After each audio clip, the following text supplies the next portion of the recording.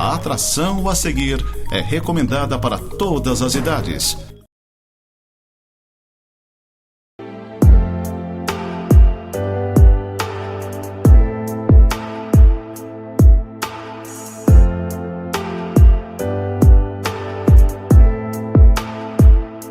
Olá, gente querida, graça e paz a todos, que a presença do Senhor Jesus seja cada vez mais visível e sentida aí no meio da sua casa, no meio da sua família. Gostaria de convidar você a tomar uma Bíblia, se você estiver por perto, e abrir no Evangelho de Marcos, no capítulo 4. Eu vou pincelar alguns versículos, alguns textos aqui desse capítulo 4 e do capítulo 5. Por que eu vou fazer isso? Poucos dias atrás, a pastora Lucy, a minha pastora auxiliar, ela ministrou na igreja e ela usou esse texto como base. E eu fiquei impressionado da profundidade. Aliás, ela é uma mestre, ela tem uma profundidade incrível na ministração da palavra. Eu estou bem equipado dos pastores que eu tenho na igreja. O pastor Nilson ministrou no último domingo. Foi algo tremendo também poder ouvi-lo.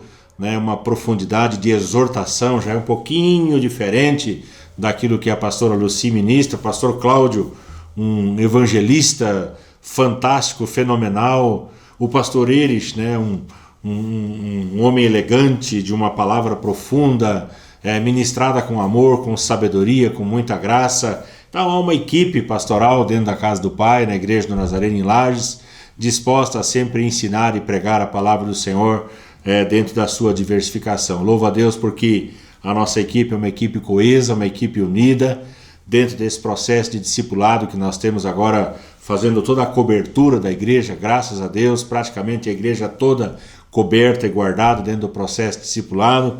E quando a pastora Lucy ministrou sobre esse texto, a palavra veio ao meu coração. Capítulo 4, versículo 35, diz assim: Naquele dia, sendo já tarde, disse-lhes Jesus, passemos para a outra margem. E ela discorreu, e eu fiquei com naquele dia. Ficou aqui no meu coração essa expressão, naquele dia. O que não acontece na vida de um crente, na vida de uma igreja, na vida de um pastor, na vida de um servo, na vida de um ministro, durante um dia inteiro? Naquele dia. O que Jesus fez naquele dia que foi algo assim tão contundente e tão marcante? Se você olhar neste capítulo 5, os primeiros versículos, do 1 até o 20 pelo menos, você vai ver que Jesus, ao atravessar o mar da Galileia, ou o lago de Genezaré, eles vão para outra margem, a terra dos Gadarenos, e lá ele tem contato, assim que ele desce, ele tem contato com uma pessoa possessa, um jovem possesso. Eram tantos demônios que haviam naquele homem, que aqueles demônios eram chamados de legião. E quando Jesus chega, ele percebe aquele homem preso, aquele homem com uma força descomunal, aquele homem que ninguém conseguia segurar, aquele homem que vivia nos sepulcros, se cortando o tempo todo, gritando o tempo todo. E nós sabemos que uma pessoa que grita o tempo todo não é uma pessoa normal, não é uma pessoa saudável, não é uma pessoa sadia. Então o que Jesus encontra? Ele encontra ali um ambiente de caos, de destruição, de uma pessoa possessa, de uma pessoa carente da graça libertadora do Senhor. E o que Jesus faz? Jesus ele levou esperança para aquele homem. Aquele homem poderia viver de maneira diferente. E é tudo aquilo que nós pregamos nos nossos dias. Nós não precisamos viver atormentados, nós não precisamos viver em cadeias, nós não precisamos viver segundo o nosso passado sem Cristo, nós não precisamos viver das obras malignas, daquilo que o inimigo fez sobre as nossas vidas. Jesus levou esperança para aquele jovem. Seus dias poderiam ser diferentes. Domingo passado eu peguei uma pessoa e eu disse: olha, você não precisa mais viver assim. Você não precisa mais viver segundo o curso desse mundo. Você não precisa mais viver escravo das drogas. Você não precisa mais viver escravo da prostituição. Você não precisa mais viver escravo do álcool. Você não precisa viver sob o domínio de Satanás. Você pode ter uma nova vida aqui, agora, nesse instante, porque o Senhor Jesus está aqui para ministrar ao seu coração, para te trazer libertação e para te dar vida e vida em abundância. E aquele jovem, quando me ouviu falando daquela maneira, encheu os seus olhos de lágrimas e ele disse: é tudo que eu quero, é tudo que eu preciso. E eu disse: você veio no lugar certo. Em muitas igrejas as pessoas são escorraçadas porque elas têm um passado terrível, porque elas têm um passado tenebroso, porque elas viveram de maneira errada, porque viveram possessas por demônios. Mas na casa do Pai, na igreja do Nazareno em Lages, nós exercitamos justamente isso. Toda pessoa tem a chance. Toda pessoa tem a oportunidade de mudar de vida. Nós ministramos a cura, nós ministramos a restauração pelo poder de Jesus. E aquele jovem teve a oportunidade de se consagrar ao Senhor, de render a sua vida a Cristo, de poder começar uma nova caminhada, uma nova história, sem possessão, sem escravidão. Jesus, ele chegou naquela terra, na terra de Gadara, e ele levou esperança para quem não tinha esperança. Ele levou vida para quem não tinha vida. Ele deu vida em abundância para quem não tinha vida em abundância. Aqueles demônios que aterrorizavam aquele jovem, quando viram Jesus chegando, disse: vieste para perder-nos, ou seja, o Senhor veio para nos colocar em perdição. Aqueles demônios rogaram que Jesus não os mandasse para fora do país, diz ali no verso de número 10, chora no grego, jurisdição, lugar, ou seja, um lugar com jurisdição. Aqueles demônios, eles tinham governabilidade sobre aquele território, sobre aquele espaço. Então Jesus permite que aqueles demônios entrassem em uma manada de porcos, eles se precipitam despenhadeiro abaixo, todos morrem.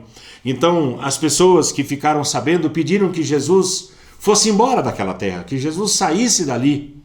E a pergunta que eu faço para você agora é: quanto vale uma vida? Quanto vale uma pessoa?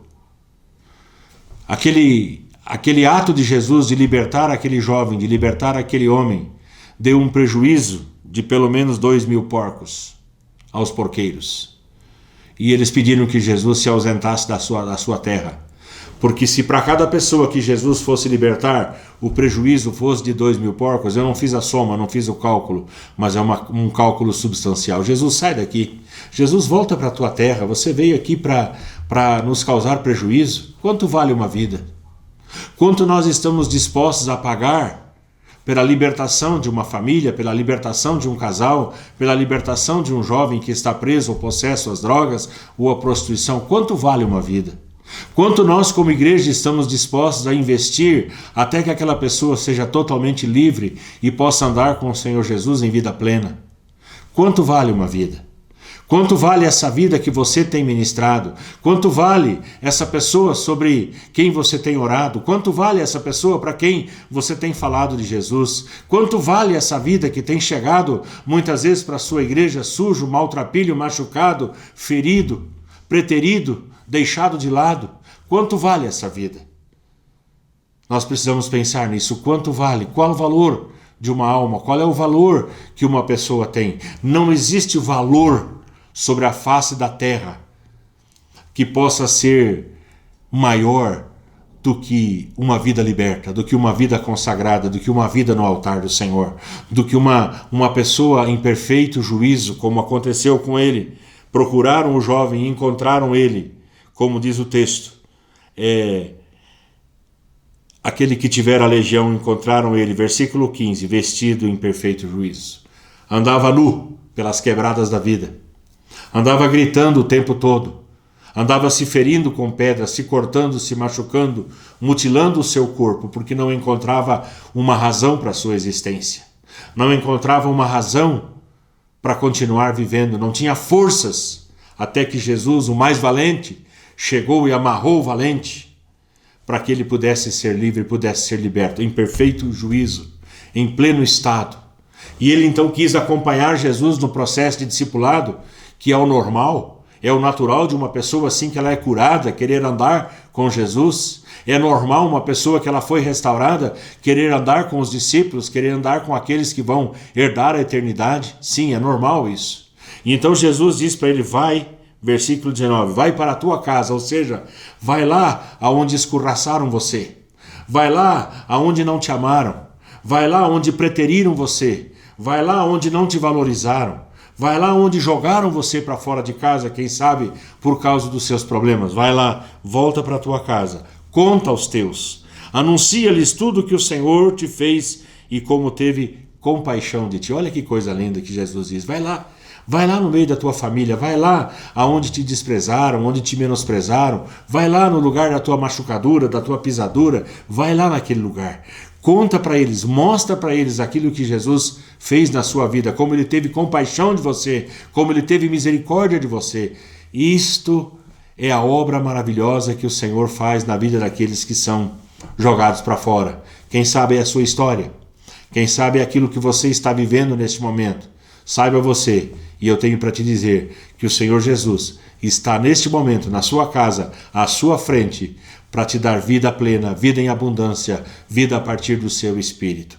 Naquele dia, Jesus deu esperança a um jovem. Naquele dia, ele pode dar esperança para quem quer que seja. Naquele dia, ele pode dar esperança para mim, ele pode dar esperança para você. Um dia apenas, na vida de Jesus, e grandes transformações podem acontecer. Jesus, ele sai dali, né, volta para o barco, volta outra vez para o lugar de onde tinha vindo, a multidão aflui para Jesus e chega para ele um homem chamado Jairo. E esse homem, ele se prostra aos pés do Senhor, versículo 23, e diz, a minha filhinha está à morte, vem e põe as mãos sobre ela para que seja salva e viverá. Esse homem tinha um problema familiar. A sua filhinha, a quem ele tanto amava, estava à morte. Não sabemos qual a sua doença, não sabemos qual a sua enfermidade, mas era algo grave, estava morrendo. E Jesus vem comigo, Jesus entra na minha casa, Jesus faz alguma coisa por mim. E o texto diz no versículo 24 que Jesus foi com ele. Eu faço uma pausa aqui, faço uma janela e eu volto para isso. Jesus foi com ele. Vamos abrir uma janela aqui no texto. Enquanto Jesus estava tratando com Jairo, chega para ele, naquele dia, no mesmo dia, uma mulher. E o texto, no capítulo 5, a partir do verso 25 até o versículo 34, nos fala da situação dessa mulher. Essa mulher, vendo aquele cortejo, vendo que Jesus rumava para a casa de Jairo, ela tinha um problema há 12 anos. E ela vinha padecendo na mão de vários médicos, diz o texto, 12 anos, que ela sofria de uma hemorragia, ela sangrava sem parar. O seu sangramento era contínuo. Uma mulher, naquela época, que tinha um sangramento assim, ela era considerada uma mulher imunda. Como mulher imunda, ela não tinha direito e nem condições de viver em sociedade. Ela era menosprezada dentro de casa, ela era menosprezada pelo marido, ela era menosprezada pela vizinhança, ela era menosprezada pela lei, ela era menosprezada pela igreja, então ela era totalmente marginalizada. E ela não encontrava solução para o seu problema. E quando ela fica sabendo que era Jesus que estava passando por ali, veja bem, Jesus tinha um objetivo, Jesus tinha um plano, Jesus tinha uma meta, Jesus tinha uma casa em mente, Jesus tinha uma vida em mente.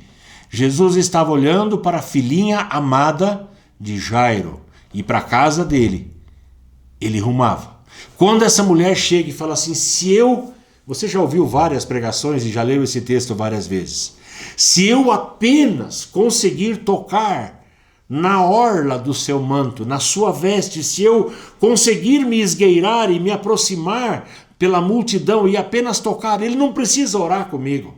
Ele não precisa dizer nenhuma palavra, ele não precisa me ungir com óleo. Ele não precisa me impor as mãos. Se eu apenas conseguir chegar e tocar no seu manto, eu vou ficar curada do meu mal. Essa era a fé dela. Era a esperança dela. E Jesus deu essa esperança para ela. Naquele dia, Jesus deu esperança a uma mulher enferma. Talvez seja o seu caso, minha querida. Talvez seja o seu caso, meu querido. Talvez seja o seu caso, jovem. Talvez seja o seu caso de ter uma dor, de ter um problema que ninguém soluciona. Você já gastou tudo que você tinha, como essa mulher. Ela desprendeu tudo aquilo que ela tinha. Gastou todos os seus haveres com vários médicos. E o texto diz que nada adiantava, pelo contrário, ia de mal a pior.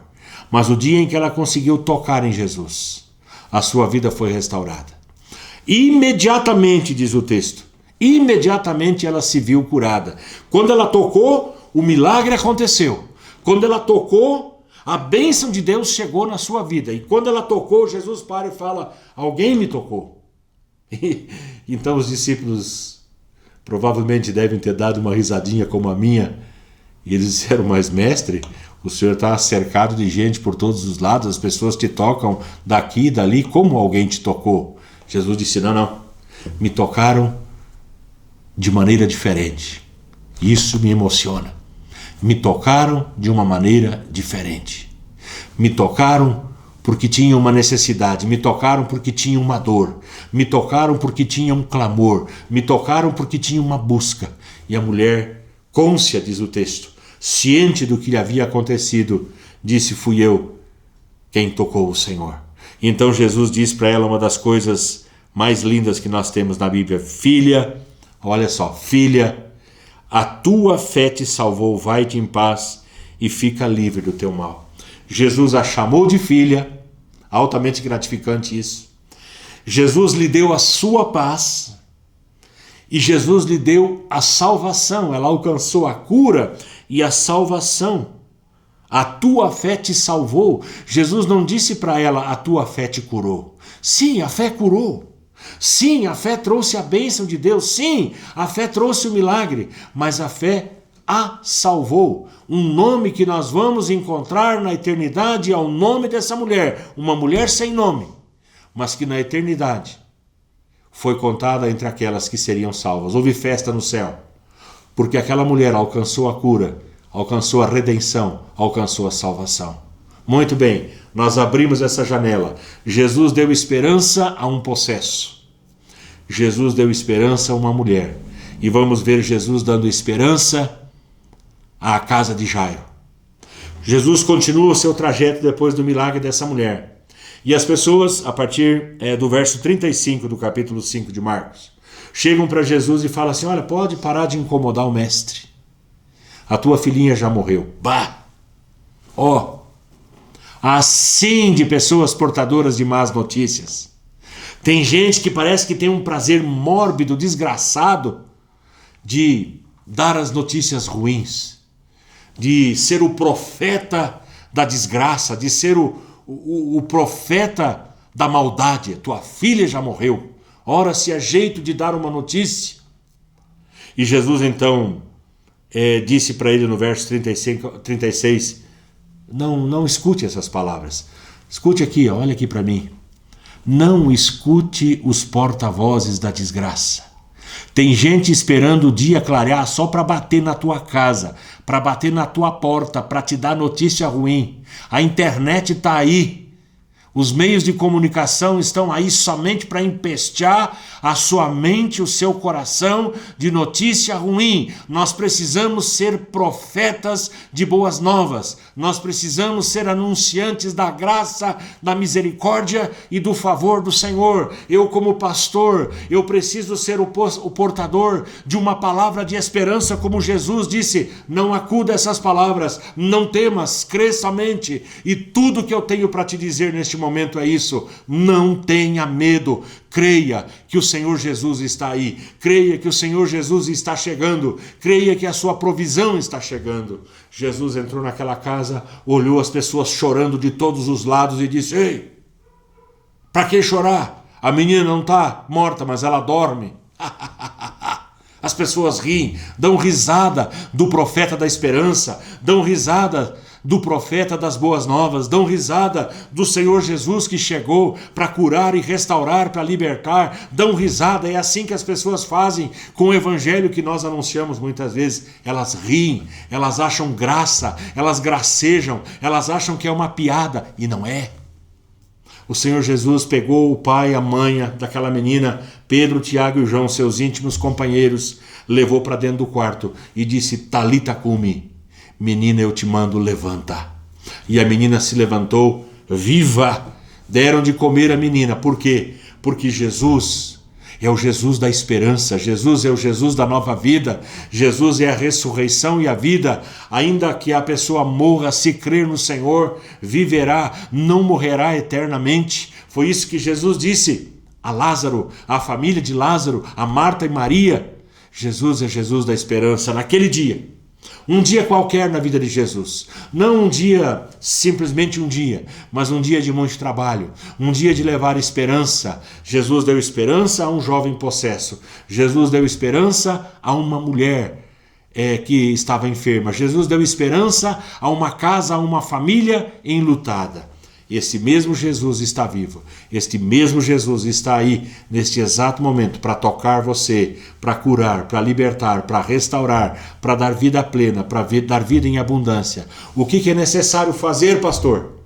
É muito simples. Simplesmente não use Jesus como último recurso, mas use Jesus, se é que eu posso usar essa frase, use Jesus como o primeiro e o único recurso. Jesus é o único que pode restaurar. Não tenha vergonha de passar carão, não tenha vergonha da multidão, não tenha vergonha daquilo que vão falar de você. Corra para o Mestre, corra para o Senhor, passe pelo meio da multidão, vença os obstáculos, tenha a ousadia de sequer tocar em Jesus. Hoje eu vou tocar nas vestes de Jesus. Um cântico antigo nós cantávamos dessa maneira. Creia na graça, creia na misericórdia, creia que a misericórdia do Senhor é maior do que qualquer palavra de juízo ou do que qualquer palavra de impedimento que as pessoas muitas vezes tentam colocar. Tentaram impedir as crianças de chegar a Jesus e Jesus disse: não, deixem vir a mim os pequeninos. Tentaram embaraçar Jesus dizendo: mas todos te tocam. Muitas vezes as pessoas são assim, elas impedem ou querem nos impedir de usufruirmos das bênçãos do Senhor. Mas Jesus está aí neste momento. Esse Jesus que tem trabalhado a minha vida, vai trabalhar a sua também. Eu quero convidar você a parar um pouquinho o que você está fazendo, fechar os seus olhos e nós vamos conversar com o Senhor.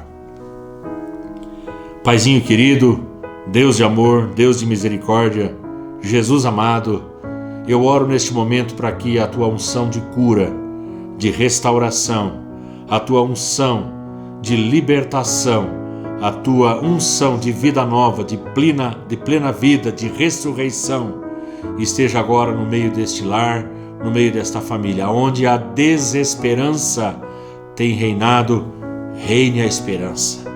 Aonde a palavra dos homens tem ofuscado a bênção do Senhor de chegar, neste momento nós cremos que o Senhor Jesus ele está vivo e bem presente.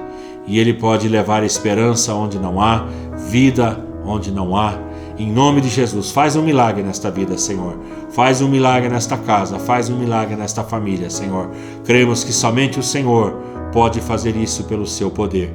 Obrigado, ó Deus, por este dia maravilhoso na vida de Jesus. Obrigado porque Jesus é o mesmo ontem, hoje e o será para sempre. Obrigado porque esse dia é dia de bênção nas nossas vidas. Assim oramos e assim agradecemos. Em nome do Senhor Jesus oramos. Amém e amém. Gente querida, Deus abençoe e fiquem todos debaixo da graça do Senhor Jesus. Eu sirvo um Deus que faz milagres todo dia. Ele é o Deus que faz sinais e maravilhas.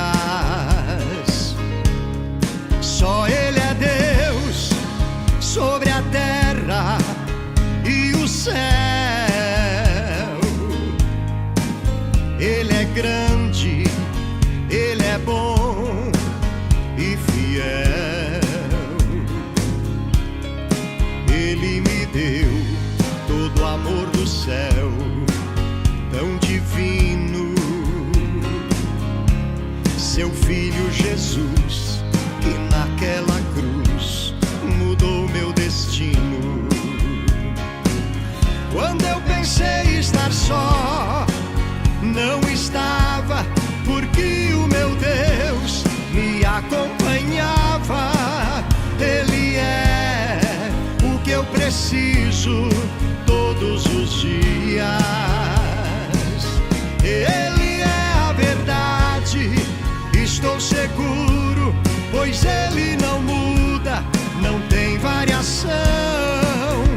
Esse é o Deus que eu tenho comigo no meu coração.